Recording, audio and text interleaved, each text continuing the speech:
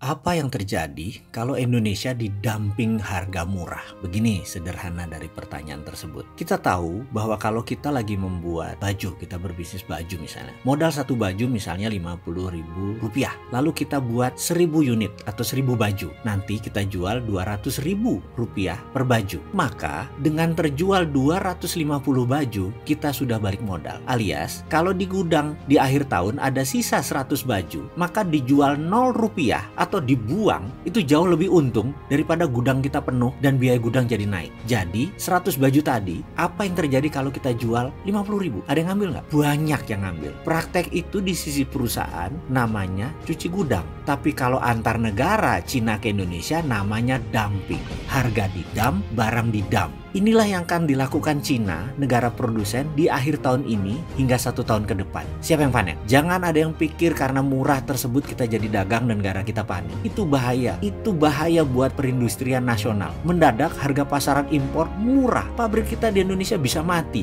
Kita harus buat dumping strategi sekarang. Ini sekali lagi kalau Kementerian Perdagangannya nggak berdagang seperti sekarang. Kalau berdagang seperti sekarang ya keblek. Bener loh. Saya agak shock dengan kebijakan Kemendak yang didiamkan beberapa lama saat ini seenak-enaknya impor. Bagaimana Pak Pemimpin? Bagaimana ini DPR? Bagaimana Sesdalobang? Gak ada Sesdalobang ya? Kirain zaman Orba, lupa saya. Lanjut. Kebangkrutan KS, industri besi, karena dibukanya keran impor oleh Kementerian Perdagangan. Setengah matinya industri semen di Indonesia yang produksinya berlebihan, namun tetap dibuka keran impor adalah perilaku Kementerian Perdagangan. Saya kok merasa janggal. Ada apa sih ini semua?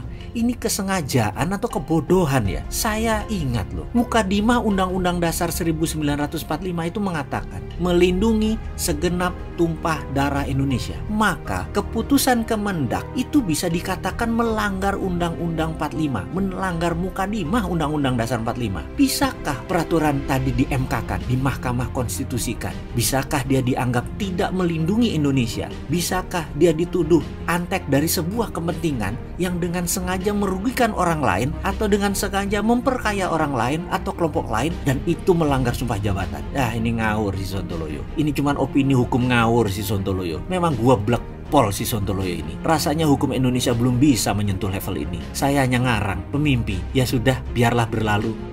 Tapi ngomong-ngomong, boleh gugat nggak demi NKRI?